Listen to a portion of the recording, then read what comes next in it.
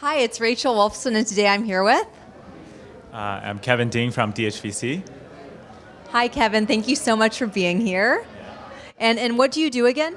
I'm a venture capitalist based in Silicon Valley, both traditional enterprise tech, consumer, as well as blockchain. And how long have you been a venture capitalist in the blockchain and crypto space? I've been investing since 2013, so that was the last bull run. And starting in 2014, we became one of the first institutional investor in blockchain. So I was a very early investor in company like, for example, Definity, IPFS back in 2014. But then later on, we also doubled down in the space in 2016. We early invested in companies like Ontology, Telegram, etc. Oh, wow. So you invest in Telegram. Yeah, I'm a user of Telegram, and I think the platform is great. Yeah, I use Telegram all the time. I think it's great. I actually met a company the other day. They're building like a wallet inside Telegram where you could send people crypto. Have you heard of that? I haven't heard about all these Telegram ecosystem companies, but I'm sure that Telegram will be doing great things. I'm looking forward to a launch later this year. Right. And so you've been in the space for quite a while. So what I'm interested in is your thoughts on what you've seen in the past versus what you're seeing now and what you think we're going to see in the future. Yeah, so I think the last bull run was driven by utility tokens, and I think during the last crunch, actually in 2018, there's a lot of kind of reshuffle of the space. I think there will be winners coming out this year that have cash flow and sustainable utility token models, but I'm also looking forward to new financial infrastructure and how we can go to the security token world. Right. So yeah, security tokens, obviously, it's one of the trends that we're hearing about now. Did you hear the news, and I actually broke it, about what Polymath is doing with Polymesh, their blockchain for securities? Yes, there's a lot of exciting news in this space. I think both asset-backed tokens as well as some of the platform tokens that we see already are very exciting trends to watch in the next few years.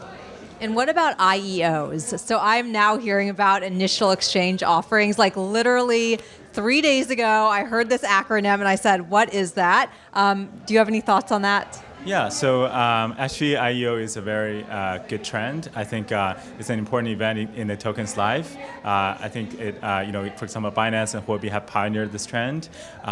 Essentially, it is about giving some tokens as similar to public sale, but not necessarily public sale, and trading on the exchange, and there will be some limit trading hours. It's a great marketing event for these token projects to enable all the users on that exchange to notice the project, and I think it's great for the company if it's designed well.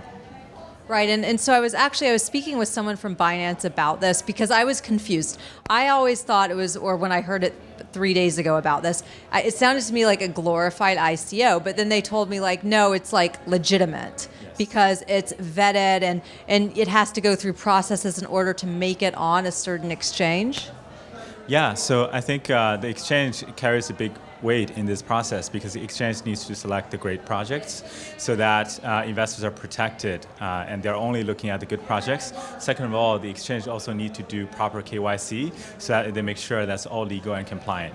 Right, and that's obviously very important. And what trends do you think we're going to start seeing more of in the future? Yeah, so I'm actually very excited about some killer applications. For example, decentralized finance, data marketplace that's enabled by smart contract and privacy, and also gaming. So I think these are applications that are going to come out and they will generate their organic traffic as well as cash flow. So these will bring more users into the space. I'm also looking forward to seeing some big companies with user base, like for example, MobileCoin that we invested. They work with Signal, Telegram, they have a huge user base, as well as some stablecoin companies. Stablecoins issued by a large company like Facebook and JP Morgan. Right, and just out of curiosity, do you have any thoughts on Facebook stablecoin by any chance? I think that's going to be a very important event in the crypto adoption, just because Facebook has so many users and there are so many payment applications they can do in their marketplace. Also in the ad space, I think both payment and as well as using stablecoin to be like a decentralized bank is going to be an important strategic moment for Facebook. I don't know the details because that's not disclosed, but I'm looking forward to the magnitude of impact it's going to bring to the crypto space. Right. Well, thank you so much. This has been a great interview. Thank you. Thanks.